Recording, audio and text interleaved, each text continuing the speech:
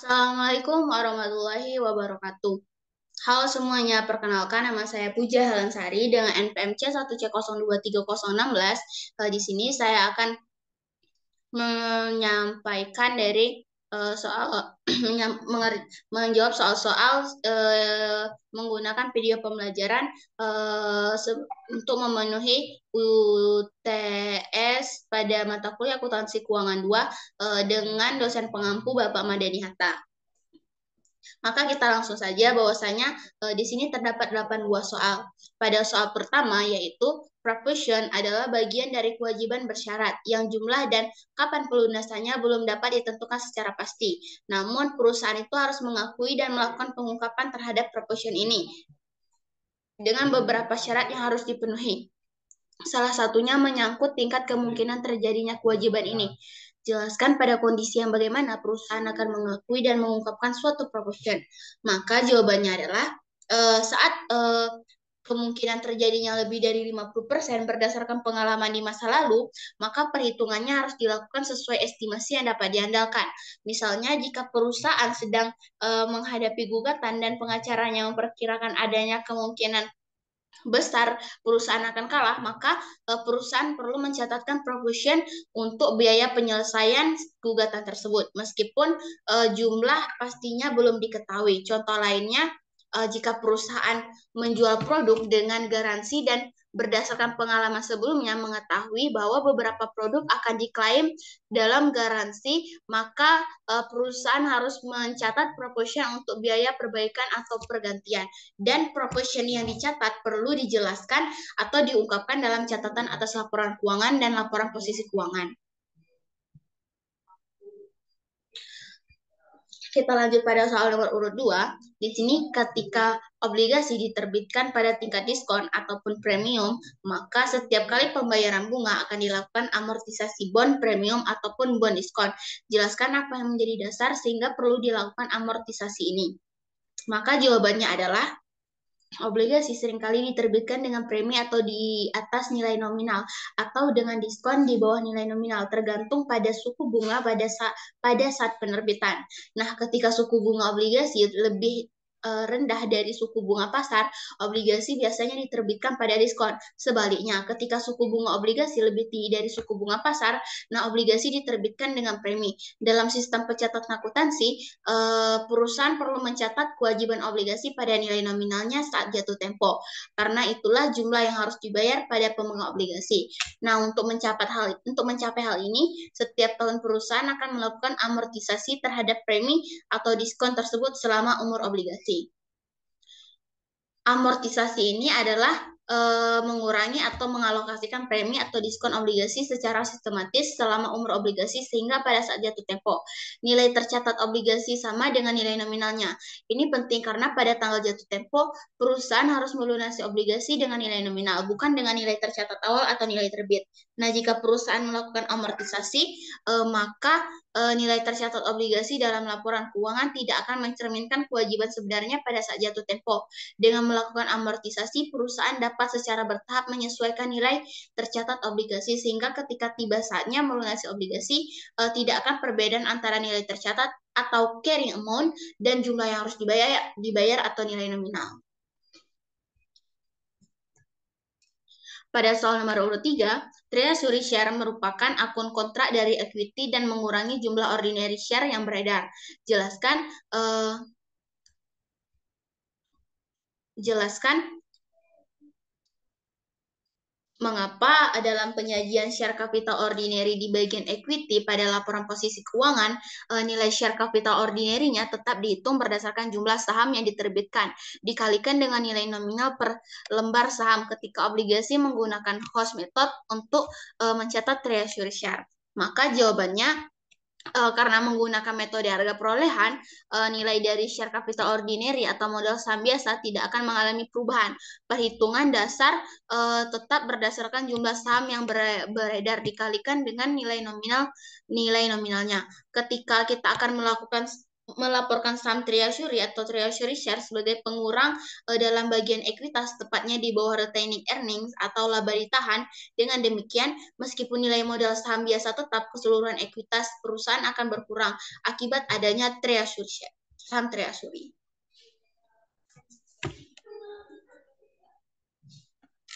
Oke, pada pertanyaan nomor urut 4, salah satu alasan perusahaan melakukan pembelian kembali saham mereka yang beredar adalah untuk meningkatkan earning per share atau EPS. Jelaskan mengapa dengan melakukan treasury share ini dapat meningkatkan earning per share.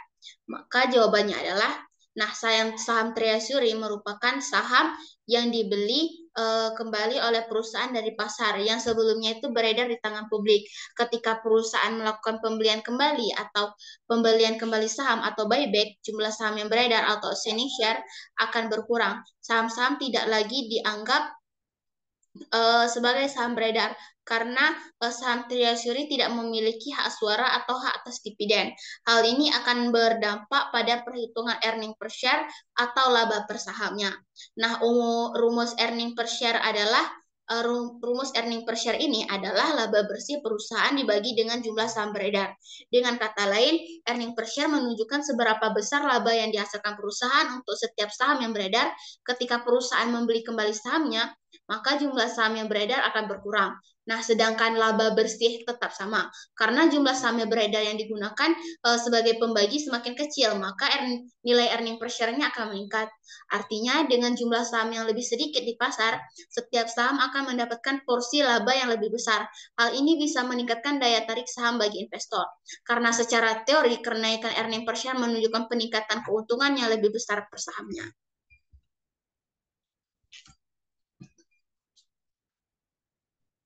Maka kita lanjut untuk soal nomor urut 5.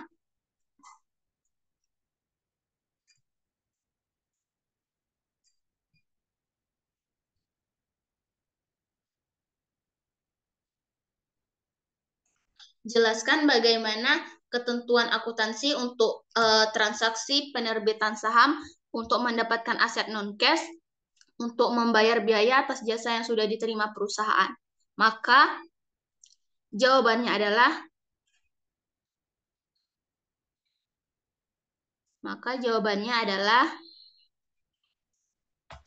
jika nilai wajar dari aset dan kewajiban liabilitas keduanya itu diketahui, maka yang digunakan adalah nilai yang paling relevan atau paling dapat diandalkan di antara keduanya. Namun, jika nilai wajar salah satu komponennya tidak diketahui, maka nilai wajar yang digunakan adalah yang tersedia atau dapat diukur secara handal.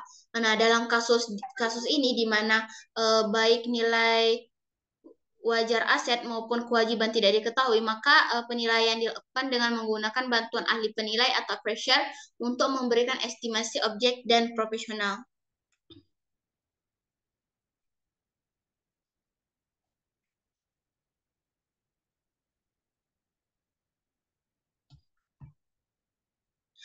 Untuk pertanyaan nomor urut 6, jelaskan bagaimana perlakuan akuntansi ketika perusahaan melakukan pelunasan bond payable-nya dengan menyerahkan aset atau menukarkan dengan sekuritas yang lain. Maka jawabannya adalah ketika obligasi yang diterbitkan oleh perusahaan atau bond payable ini dilunasi, maka obligasi tersebut akan dihapuskan dari pembukuan dengan mencatatnya di sisi debit sebesar nilai nominalnya. Nah, pada saat yang sama, aset atau sekuritas yang digunakan untuk melunasi obligasi tersebut juga akan dihapuskan dari pembukuan dengan mencatatnya di sisi kredit sebesar nilai bukunya.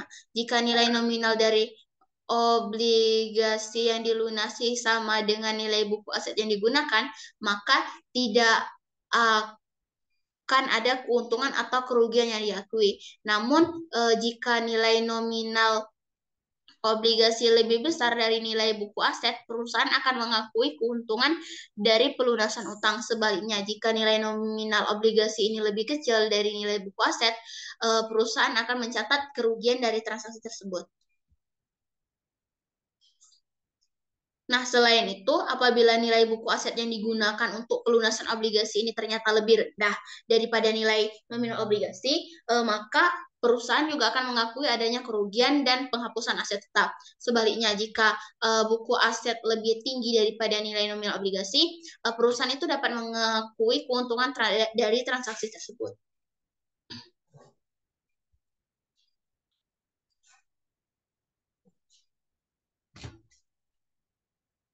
Oke, selanjutnya itu untuk pertanyaan nomor urut 7. Untuk soal nomor urut 7, ketika perusahaan menggunakan fair value untuk menilai non-current liabilities yang dimilikinya, maka perusahaan akan membuat jurnal penyesuaian. Jelaskan jurnal penyesuaian yang dibuat tersebut dan apa konsekuensinya pada laporan keuangan. Maka jawabannya adalah hal ini terjadi ketika kewajiban jangka panjang seperti obligasi dilunasi atau ditebus sebelum tanggal jatuh tempo. Nah, dalam situasi seperti ini biasanya akan ada perbedaan antara jumlah kas yang harus dibayarkan untuk melunasi utang tersebut. Nah, dan nilai buku kewajiban yang dilunasi. Nah, perbedaan ini dapat menghasilkan keuntungan atau kerugian yang akan memengaruhi laporan keuangan perusahaan, terutama pada laporan laba rugi komprehensif. Jika jumlah requisition cash-nya yang dibayarkan ini lebih besar daripada nilai buku kewajiban, maka perusahaan akan mencatat kerugian dari transaksi tersebut. Sebaliknya, jika perusahaan requisition cash ini lebih kecil dari nilai buku kewajiban, maka nilai perusahaan akan mencatat keuntungan dari pelunasan utang.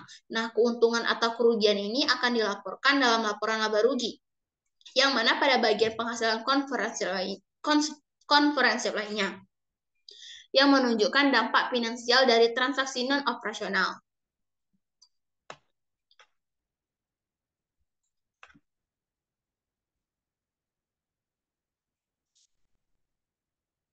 Oke, untuk soal teori dan konsep yang nomor urut terakhir, yaitu nomor urut 8, dengan pertanyaan dividen yang dibagikan, perusahaan akan mengurangi retained earnings. Nah, jelaskan mengapa ketika perusahaan itu membagikan share dividen tidak mengakibatkan total equity-nya berkurang, dan bagaimana juga dampaknya pada share capital ordinary. Nah, maka jawabannya adalah ketika perusahaan memutuskan untuk membagikan dividen saham atau share dividen, hal ini akan mengindikasikan bahwa perusahaan itu akan menerbitkan saham baru. Penerbitan saham baru ini akan mengakibatkan jumlah saham yang beredar di pasar meningkat. Meskipun demikian, peningkatan jumlah saham yang beredar ini akan diimbangi dengan pertambahan pada share capital ordinary atau modal saham biasa yang dihasilkan dari penerbitan saham baru tersebut. Akibatnya, total ekuitas perusahaan tidak akan berubah.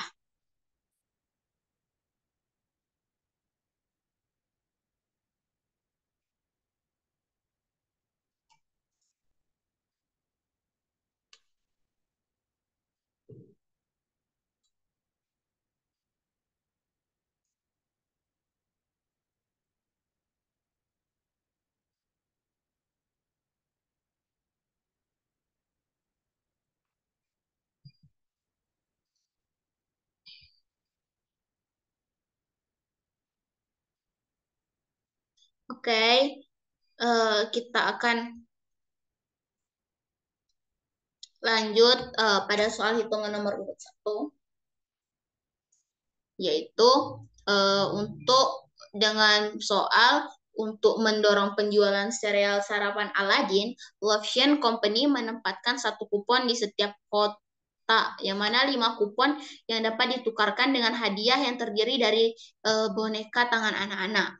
Nah, pada tahun 2022, perusahaan ini membeli 40.000 boneka dengan harga 1,50 per boneka dan menjual 500.000 kotak Aladin dengan harga $3,75 per kotak. Berdasarkan pengalaman sebelumnya terkait dengan penawaran hadiah ini, perusahaan memperkirakan bahwa 60% dari kupon yang diterbitkan akan dikirimkan kembali untuk ditukar dengan hadiah.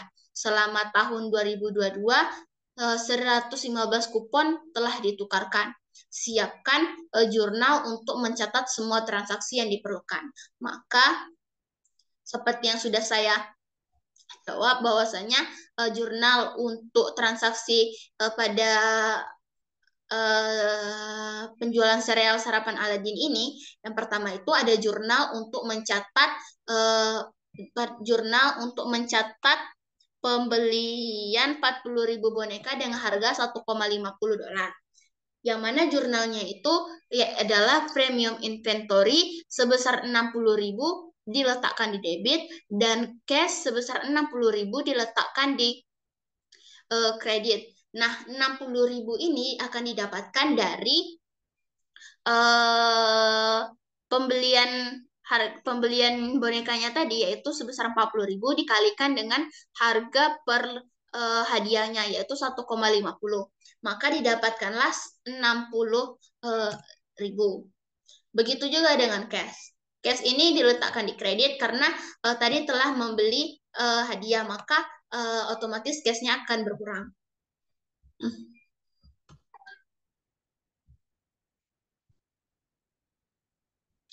Maka untuk jurnal nomor urut 2 untuk mencatat beban premi dan kewajiban premi, jurnal untuk mencatat beban premi dan kewajiban premi. Oke, sebelumnya kita akan menghitung total perkiraan penukaran hadiah. Nah, untuk menghitung total perkiraan penukaran hadiah ini, untuk total perkiraan penukaran hadiah ini kita hitung dari total kotak Aladin yang terjual. Nah, total kotak Aladin yang terjual ini tadi sebesar 500 kotak dan perkiraan penukarannya itu yaitu 60% dari kupon yang diterbitkan kan. Jadi untuk mendapatkan uh, jadi untuk mendapatkan 300.000 ini yaitu 500.000 dikali dengan 60% sehingga didapatkanlah total perkiraan penukaran hadiah ini.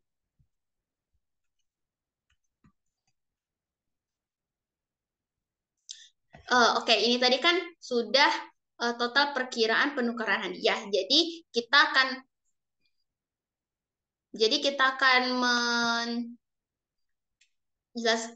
mencari dari perkiraan biaya penukaran hadiahnya.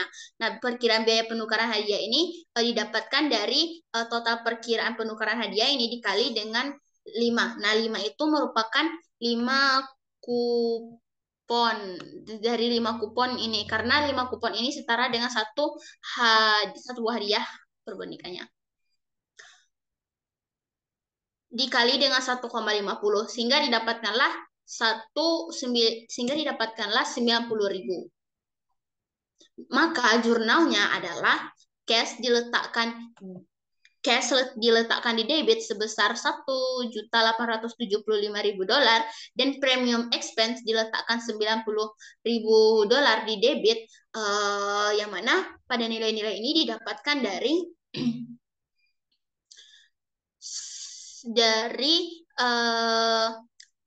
total kotak Aladin yang terjual dikali dengan 3,75. Nah, 3,75 ini merupakan harga per kotak dari kotak Aladin ini. Tadi kan perusahaan kan menjual 500.000 kotak Aladin dengan harga 3,75. Jadi untuk mendapatkan cashnya tadi jadi 500.000 kotak ini dikalikan dengan 3,75 sehingga didapatkanlah 1.875.000 dan premium expense sebesar 90.000. Nah, 90.000 ini didapatkan dari 300.000 ini yaitu total perkiraan penukaran hadiah dibagi dengan 5 kupon. 5 kupon itu tadi setara dengan satu hadiah dan akan dikalikan dengan 1,5. 1,5 itu tadi merupakan harga per hadiahnya kan? 1,50 itu merupakan harga per hadiahnya, maka didapatkan 90.000 dan sales revenue sebesar 1.875.000 dan premium liability sebesar 90.000 yang mana sales revenue dan premium liability ini akan diletakkan di kredit.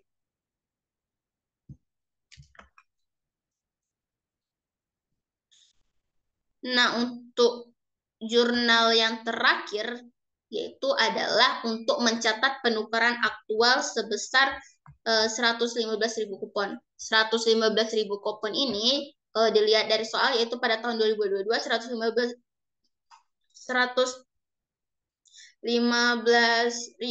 kupon telah ditukarkan.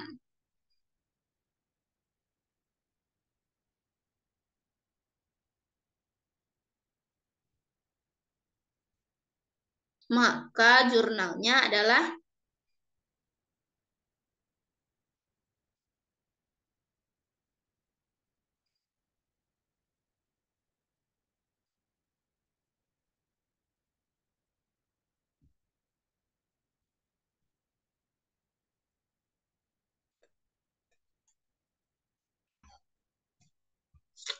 maka jurnalnya adalah premium liability sebesar 34.000 diletakkan di debit dan premium inventory sebesar 34.000 diletakkan di kredit. Nah, premium liability ini didapatkan dari 115.000 kupon ini dikalikan dengan 5 kupon tadi. 5 kupon tadi kan sudah saya bilang bahwasanya 5 kupon itu setara dengan satu per lembar satu per hadiah, satu buah hadiah pokoknya. Dan dikalikan dengan harga per hadiahnya tadi yaitu 1,50 sehingga didapatkan 34.500.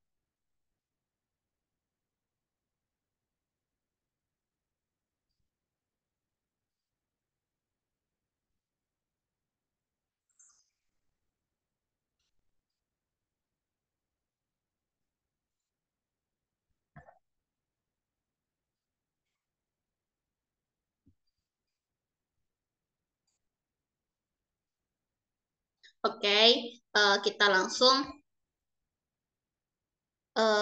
untuk soal hitungan nomor urut 3. Soal hitungan nomor urut 2. Maaf. Oke, nah di sini pada tanggal 1 Januari 2022, Simonson Corporation menerbitkan bonds payable dengan total nilai nominal $900.000 tertanggal 1 Januari 2022. Kontraktual interest rate obligasi ini adalah 10%. Bunga dibayarkan per tahun pada setiap tanggal 1 Januari dan 1 Juli. Dan obligasi ini jatuh tempo tanggal 1 Januari 2027. Market interest rate pada saat penerbitan adalah 8%. Perusahaan menggunakan interest expense akun untuk mencatat accrued interest. Nah, tanggal 1 Januari 2025, obligasi akan dilunasi pada kurs sebesar 102%. Dan siapkan jurnal untuk mencatat semua transaksi di atas sampai dengan tanggal 1 Januari 2025.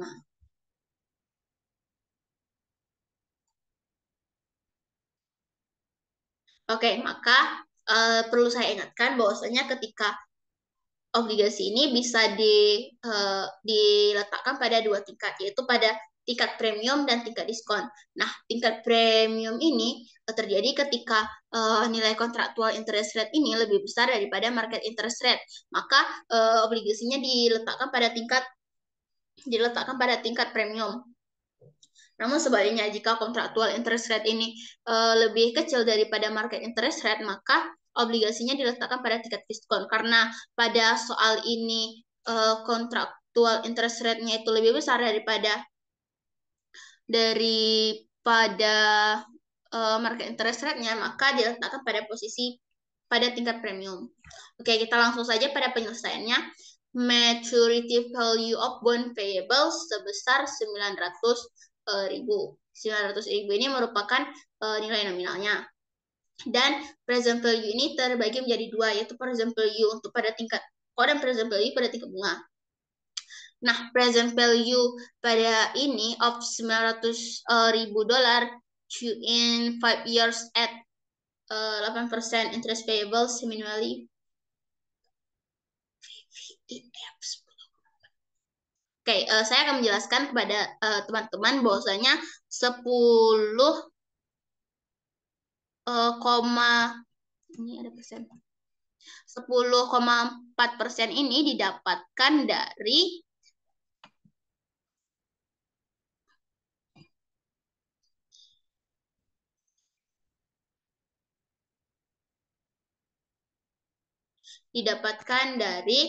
ini dari 1 tahun, karena 1 tahun itu kan pembagiannya dibagi jadi 2 kan, maka 5 ini akan dikalikan menjadi 2 sehingga dapatlah 10. Dan 8%-nya ini seperti saya bilang bahwasanya di sini terbagi ya, obligasinya itu obligasi sih 8%-nya itu pokoknya dibagi menjadi 2 sehingga menjadi 4%. Sehingga interest payable-nya itu semi-annually karena 1 tahun itu dibagi menjadi 2 pembagian yaitu didapatkan 10,4%. Diletakkan di debit sebesar 608.400. Nah, 608.400 ini didapatkan dari nilai nominalnya 900.000 dikalikan dengan 0,676. Nah, 0,676 ini didapatkan dari tabel bunga, tabel tingkat bunga, yaitu dari 10,4%. Pada bagian VIF, present value interest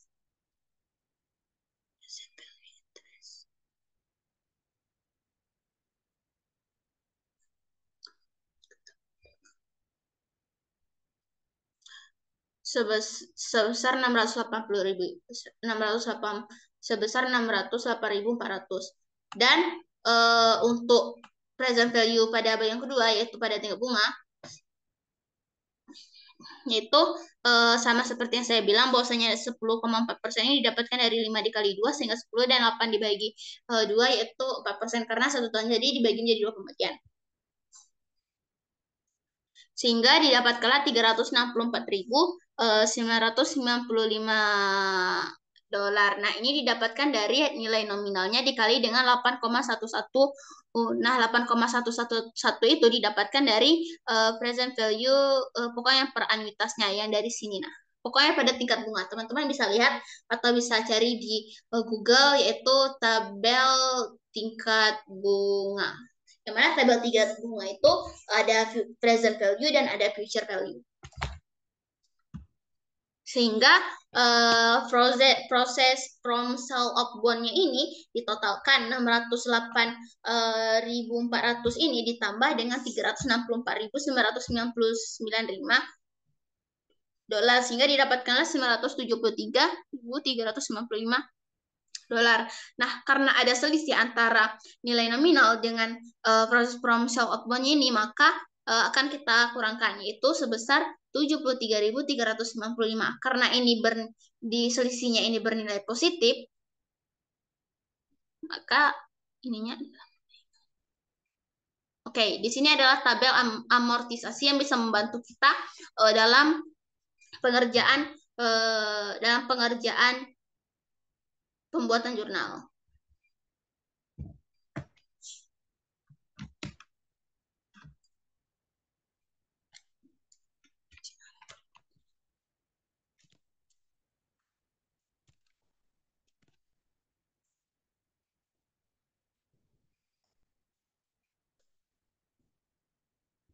Oke, kita langsung saja.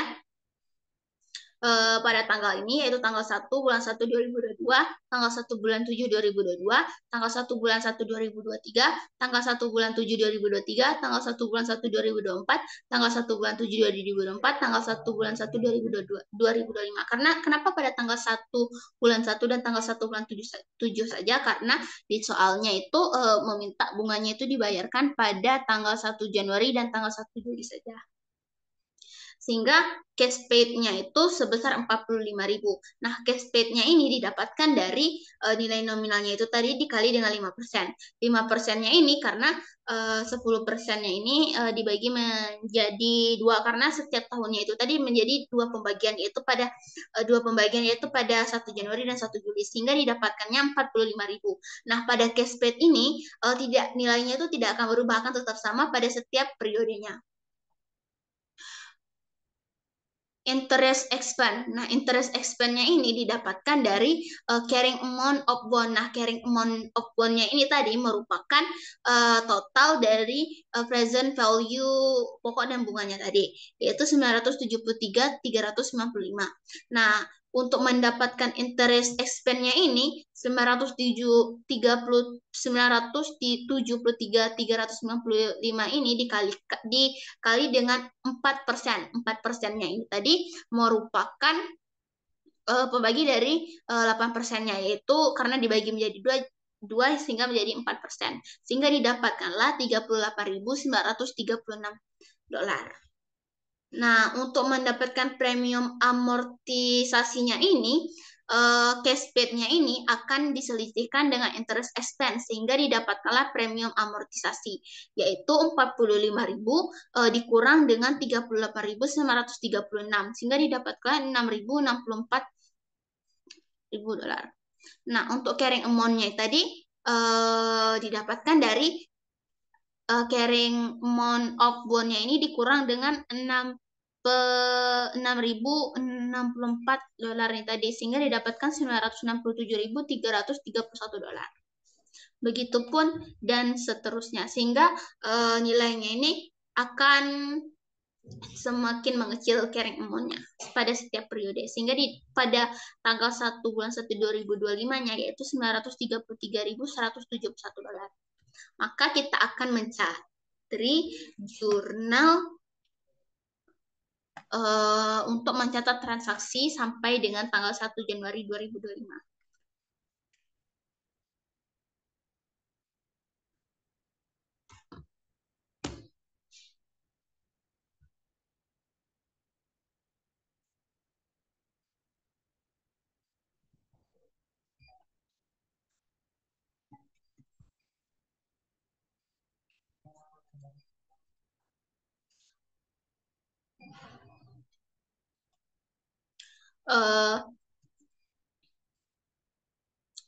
Jurnal penerbitan obligasi.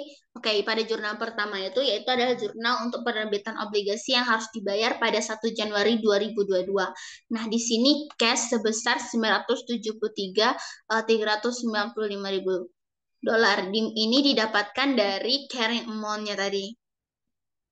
Dan bond payable-nya diletakkan di kredit sebesar 973.395.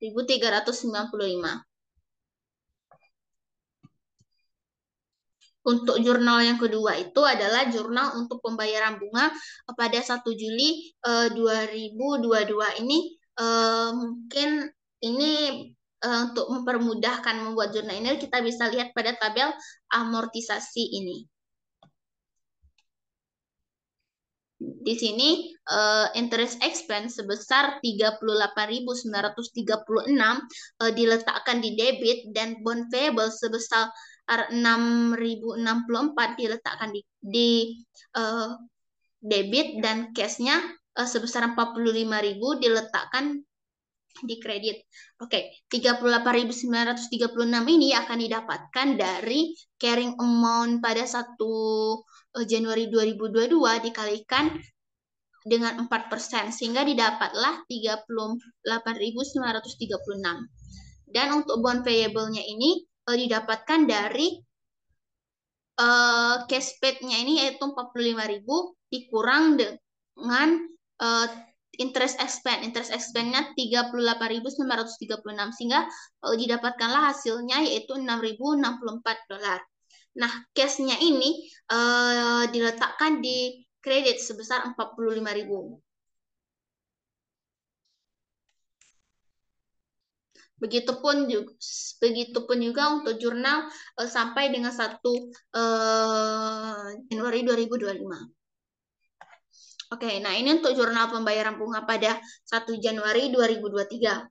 Interest expense diletakkan di debit sebesar 38.693 dan bond payable sebesar 6.307 diletakkan di posisi debit dan cashnya diletakkan pada posisi kredit sebesar 45.000. Ini tadi didapatkan dari sama seperti yang saya jelaskan pada bagian ini.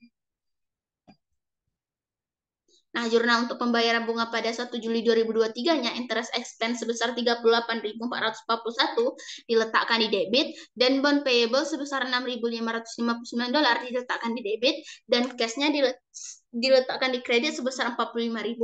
Jurnal untuk pembayaran bunga pada 1 Januari 2024 interest expense sebesar 38.179 diletakkan di debit, bond payable sebesar 6.821 diletakkan di debit dan cashnya diletakkan di kredit sebesar 45.000. Dan jurnal untuk pembayaran bunga pada 1 Juli 2024 interest expense diletakkan di debit sebesar 37.906 dan bond payable diletakkan di debit sebesar 7.094, sehingga cashnya diletakkan di kredit sebesar 45.000.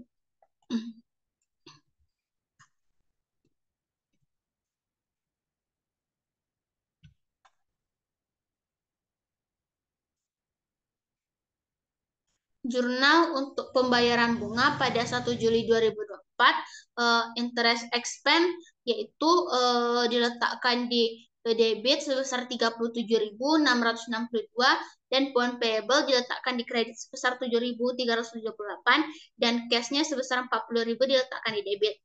Nah, itu tadi itu merupakan jurnal untuk pembayaran bunga. Pada yang ketiga itu untuk pelunasan pada tahun 2025, yaitu requisition price, yaitu nilai nominalnya dikalikan dengan 102%, yang mana pada soalnya tadi itu obligasinya dilunasi pada kurs 102% pada tanggal 1 Januari 2025.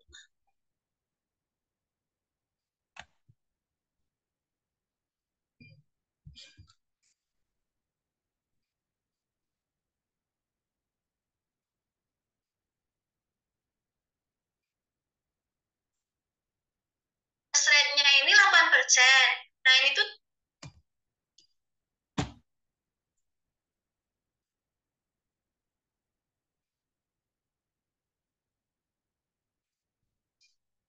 oke, maaf. Kita langsung pada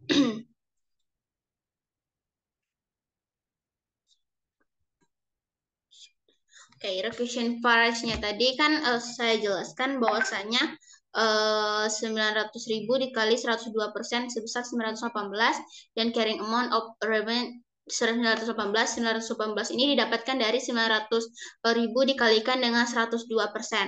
Dan carrying amount of redeemednya ini sebesar 933.171. Ini didapatkan dari carrying amount pada 1 Juli Januari 2025, yaitu 933.171. Dan akan diselisihkan untuk mendapatkan gain out extinguishment-nya, yaitu sebesar 15.171, yaitu dari 918.000 dikurang dengan 933.171. Maka jurnalnya adalah bond payable yaitu 933.171 diletakkan di debit dan gain out excess. Oke, maaf. Ini diletakkan pada debit, bukan kredit.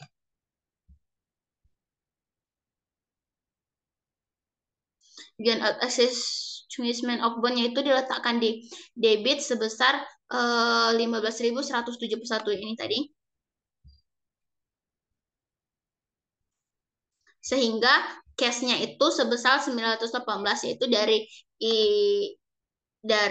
90.000 di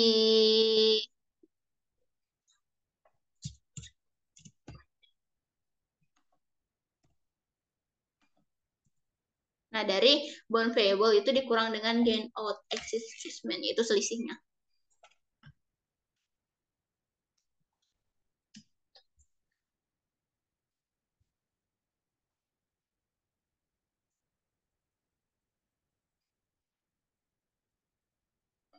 Oke, kita masuk pada soal perhitungan nomor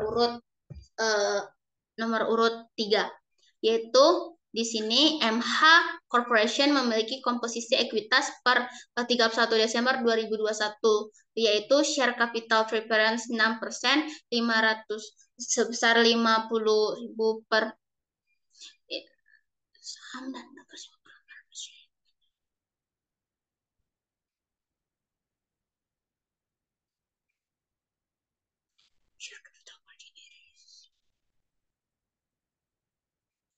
Nah, selama tahun di sini kan sudah dijelaskan bahwasanya corporation itu selama 31, yang mana share capital preference 6%, 50 per yang disebarkan dan sebesar 300, dan share capital ordinary 10 per value 60.000 share authorized, 40.000 share issue and outstanding itu sebesar 400.000, dan share premium ordinary-nya itu sebesar 200.000, dan retained earnings-nya itu sebesar 50.000, dan total equity-nya itu 950.000.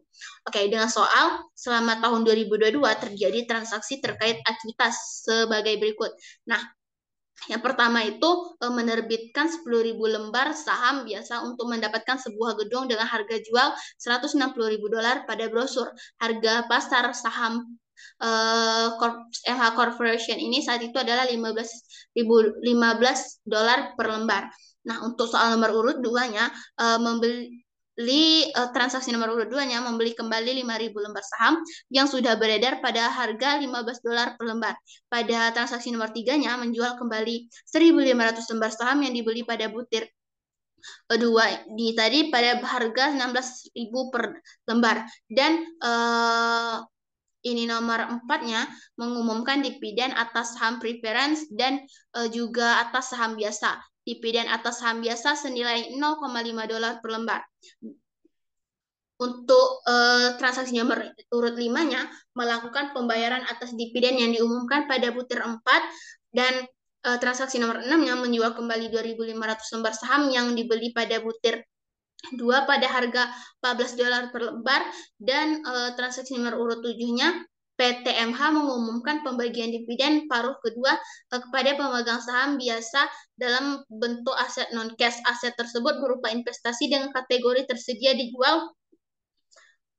Kalau kategori tersedia dijual ini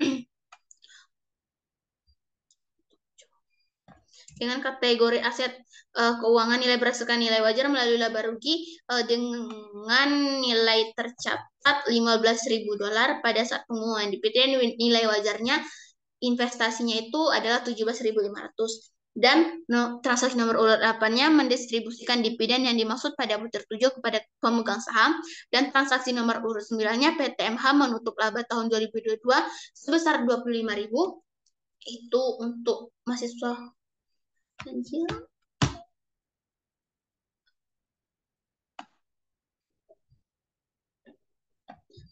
Rugi sebesar 15.000 ke saldo laba.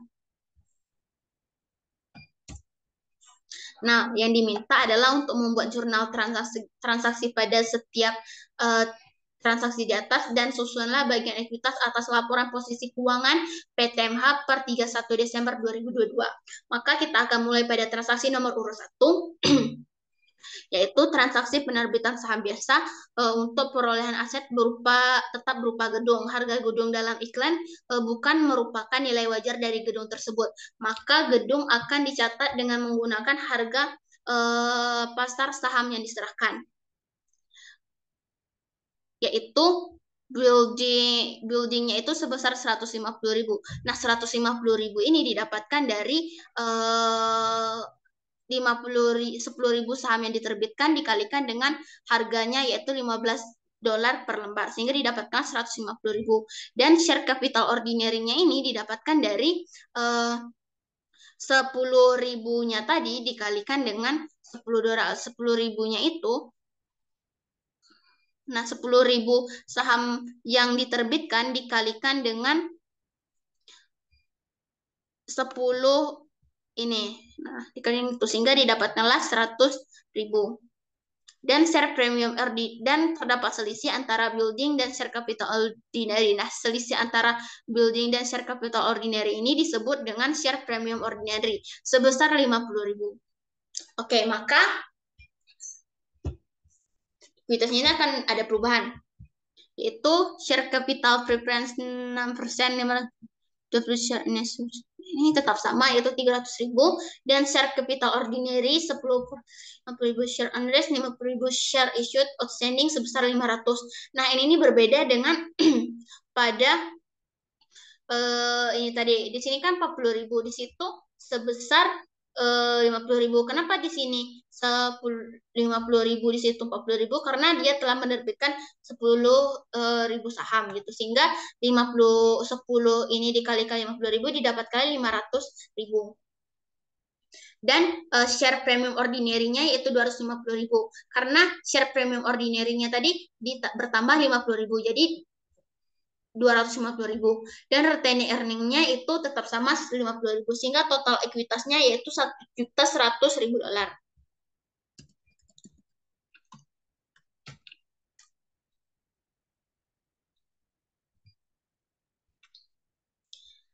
Nah, pada transaksi nomor urut 2 mencatat treasury share sebesar harga perolehan ketika saham ini dibeli kembali oleh perusahaan, yang mana treasury share-nya sebesar 75.000 dan cash-nya sebesar 75.000. Nah, treasury share ini cash sebesar 75.000 ini didapatkan dari 5.000 saham yang telah ditarik kembali dikalikan dengan 15 per lembarnya, yaitu didapatkan 75.000. Dapatlah 75.000 dan cash-nya sebesar 75.000 sehingga ekuitasnya itu berubah. Share capitalnya ini share capital preference-nya tetap sama dan share capital ordinary-nya ini berbeda, yaitu ditambahkan 45.000 share outstanding.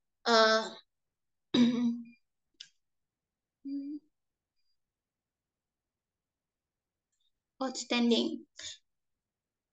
Karena ada 5.000 saham yang ini kan 5.000 saham yang ditarik kembali tadi sehingga menjadi 45.000. Ini salah ini.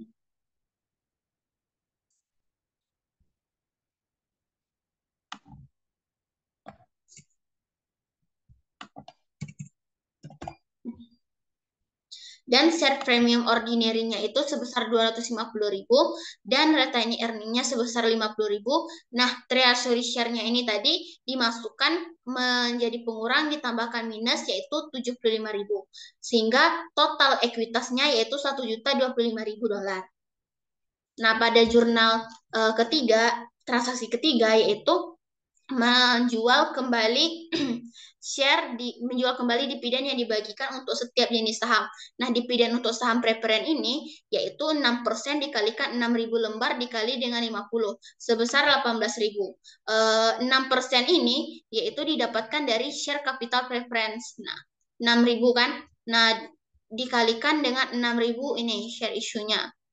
Sehingga dikalikan dengan 50 dolar. Nah,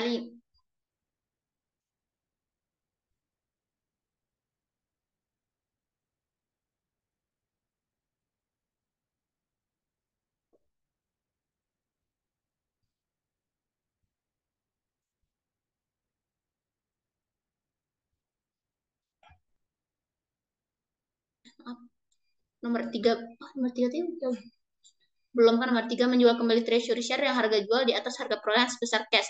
Nah, cashnya ini 24.000 itu didapatkan dari 1.500 dikalikan dengan 16 pada soal. Nah, dikalikan dengan 16 sehingga didapatkan cashnya sebesar 24.000 dan treasury share-nya akan sebesar 22.500 karena 15 itu tadi dikalikan dengan 1.500 dan share premium treasury-nya itu sebesar 1.500, yaitu 1.500 ini merupakan selisih dari cash dan treasury share. Nah, pada transaksi nomor 4 jurnalnya yaitu untuk menentukan dividen yang dibagikan setiap jenis saham. Dividen untuk saham preferen itu sebesar 18.000. Nah, 18.000 ini didapatkan dari 6% ini dibagikan dengan 6.000 dan dikali dengan 6.000 dan dikali dengan 50. 50 ini merupakan per ini. Dikalikan dengan itu 50 sehingga didapatkanlah 18.000. Nah, untuk jumlah saham biasa yang beredar per 1 Januari 2022 itu sebesar 40.000. Nah, 40.000 ini 40.000 ini merupakan pada awal yang sini. Nah, di sini kan pada 40 share and issued and outstanding di situ.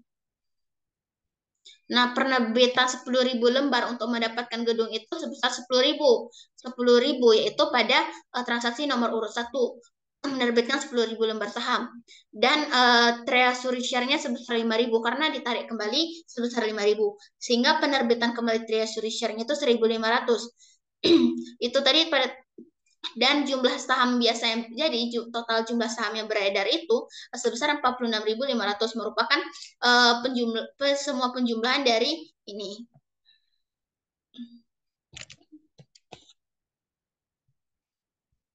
Nah, dividen untuk saham biasa. Nah, dividen untuk saham biasa ini yaitu 46.500 lembar dikali dengan 0,5 sebesar 23.500. Nah, 46.500 ini merupakan jumlah saham yang beredar dikali dengan 0,5. 0,5 ini merupakan nah 0,5 ini merupakan nilai saham per lembarnya. Sehingga didapatkanlah 23.250 sehingga jurnal untuk pengumuman pada saat pengumuman dividennya yaitu retaining earnings sebesar 41.000 yaitu didapatkan dari jumlah saham yang beredar dikurang dengan bukan jumlah saham yang beredar sih, 41.000 itu didapatkan dari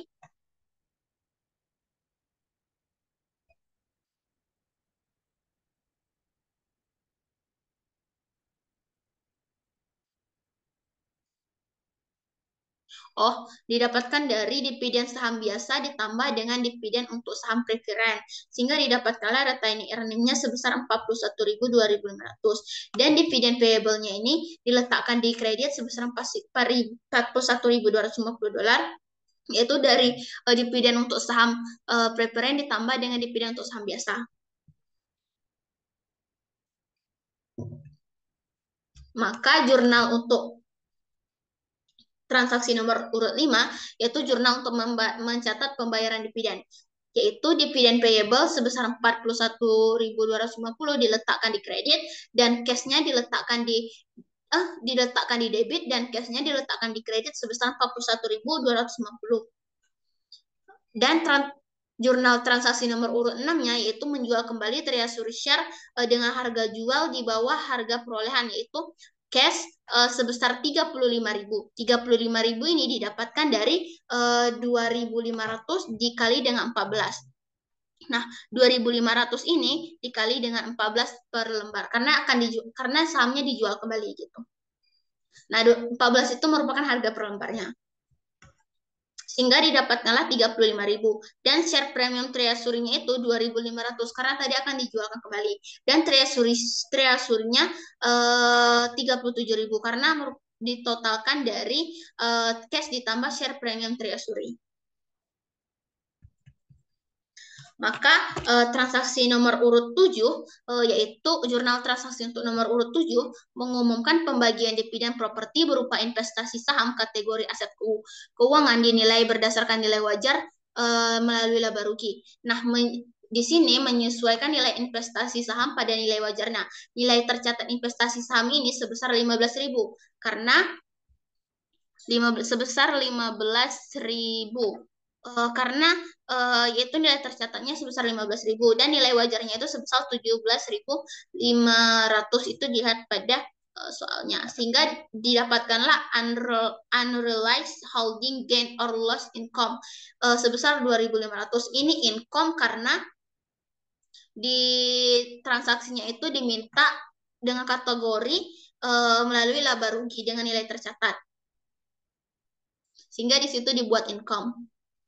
Maka nanti akan dilaporkan pada bagian dari pendapatan lainnya gitu. Sehingga jurnal untuk mencatat penyesuaian nilai investasi saham pada nilai wajarnya ini yaitu share investment sebesar 2.500 dan unrealized holding gain or loss income-nya sebesar 2.500. Dan jurnal untuk pencatat pengumuman dividennya itu sebesar retained earnings sebesar 17.500 dan properti dividen sebesar 17.500.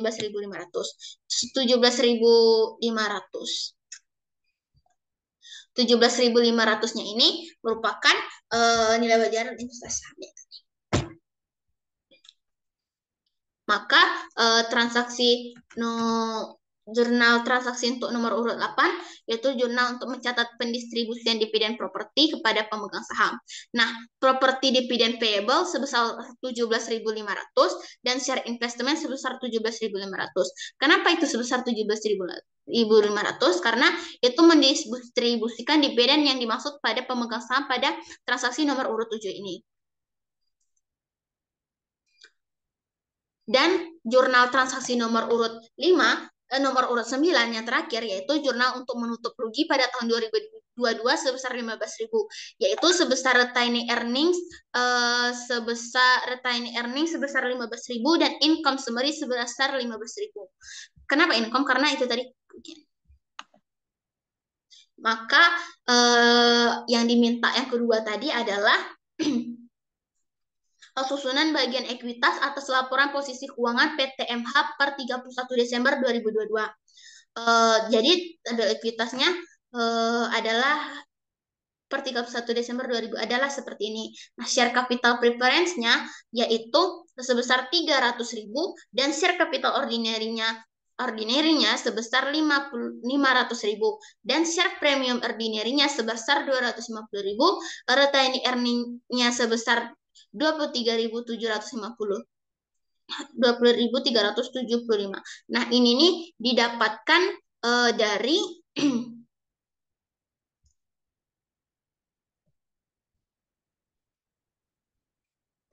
dari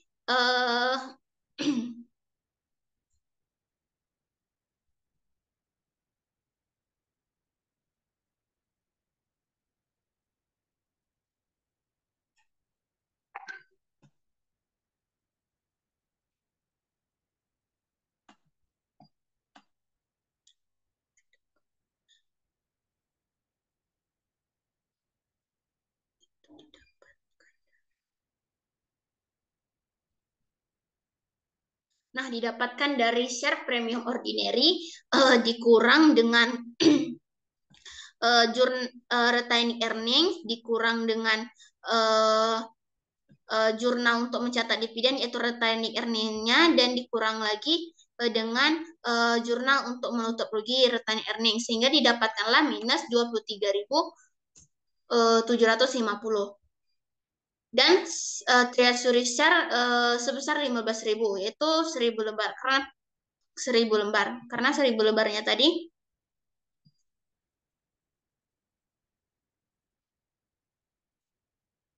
sebesar 1.000 lembar dengan total minus 15.000 dan premium treasury-nya yaitu sebesar 1.000.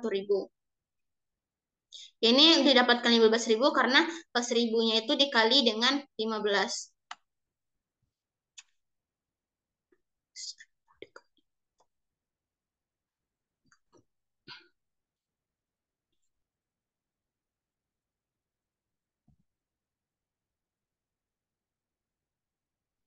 Sehingga ditotalkan, maka total ekuitasnya yaitu sebesar 1.111.250 merupakan penjumlahan dari ini.